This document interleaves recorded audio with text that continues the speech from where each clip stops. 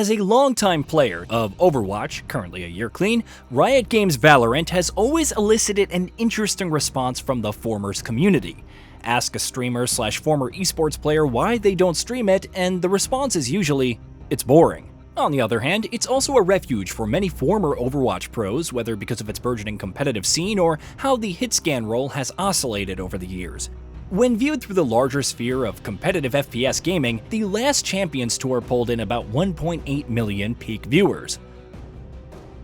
Over 4 years since debuting on PC, it's finally available for PS5 and Xbox Series X and S. Obviously, it offers more content than its original launch, from the new agents who baffle me with their strange creatures and devices to new maps and modes that cater to almost every type of player. However, the core of Valorant remains surprisingly compelling, coupled with addictive gunplay and a solid competitive experience, even if it's not for everyone.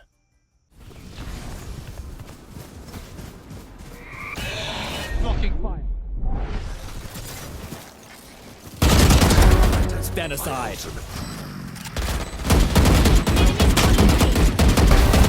One enemy remaining. Ult is ready. Flawless. Reloading. If you've played multiplayer shooters at any point in your life, Valorant's gameplay will look very familiar. The primary objective-based mode is Spike Rush. One team picks up the spike and deploys it on one of the several objective areas. Meanwhile, the opposing team must stop them, either by slaying every opponent or defusing the spike in time. At the halfway point of a match, the teams switch sides, and the process repeats until there's a winner. Target B.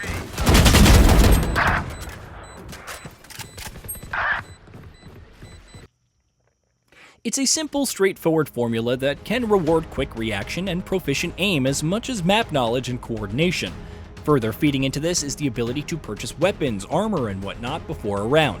Perform well, and maybe it can hang on to the reliable Vandal into the next round, thus saving money and prioritizing other options like armor. Fail, and you'll be left with the default pistol, though it's possible to buy weapons for other players, helping the team shore up any shortcomings. Despite the fantasy names, guns in Valorant operate realistically with recoil and spread to manage. Spraying full force up close may be ideal, but tapping the trigger at long range is better for precision, especially headshots, though they won't necessarily be lethal depending on enemies' health and armor.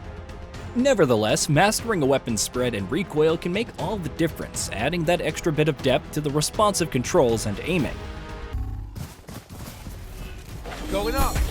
Destabilizing.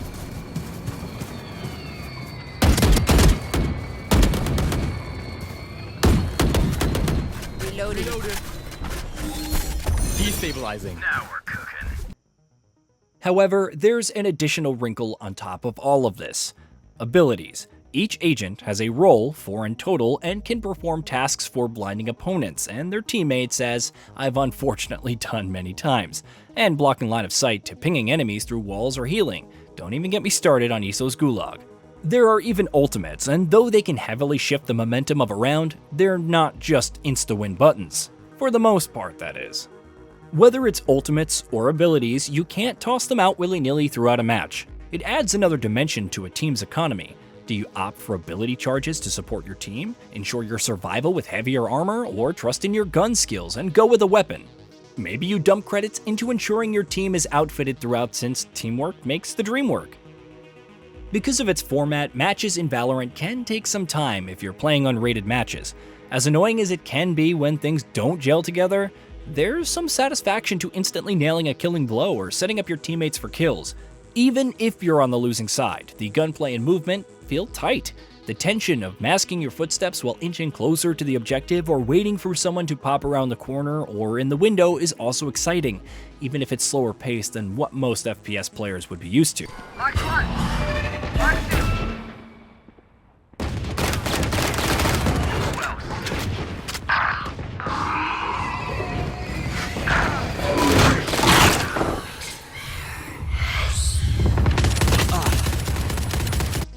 The map design is also solid overall, though there are several outliers, which we'll get into. Each has its share of points of interest, including gorgeous aesthetics like Ascent, but the overall emphasis is on navigating tight corridors, managing sightlines, and flanking the opposition. Of course, you also need to consider the planting sites, their routes, how to exploit cover, who handles the spike, and much more.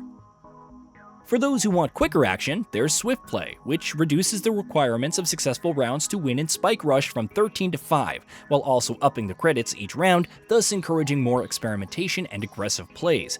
Team Deathmatch is also available for those who want to frag out without worrying about objectives, and Solo Deathmatch focuses purely on gunplay without any abilities.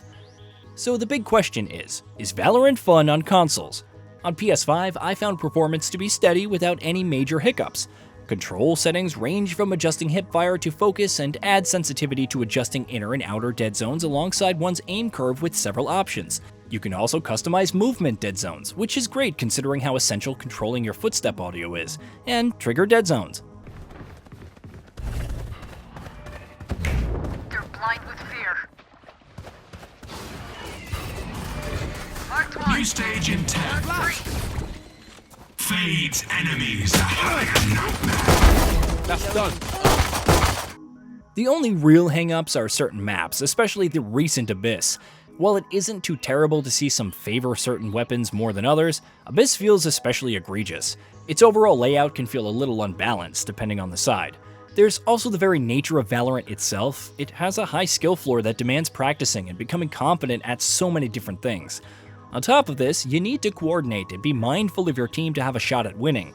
As such, the experience can be draining given the length of unrated matches, the tension, and the need to be firing on all cylinders, even if Deathmatch and Swift Play provide more instant gratifications. There's also the fact that new players won't have all the agents unlocked, and those available from the outset feel limited. You must play matches and complete daily missions to earn Kingdom credits to unlock them or spend real money on Valorant points. One free agent token is granted to new players for instantly unlocking a character of their choice, but otherwise, getting everyone else can be a bit of a grind.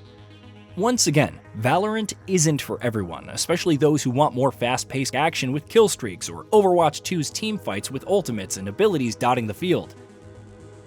However, that doesn't mean it shouldn't be overlooked.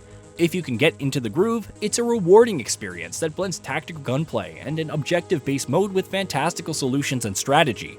It's methodical at times and frustrating at others, yet the intricacies and depth of its systems make each round feel exciting. Whether it'll convert you into a fan who wants to grind hours and hours to perfect their shooting or learn the ins and outs of every map or not, Valorant is a welcome option for console players.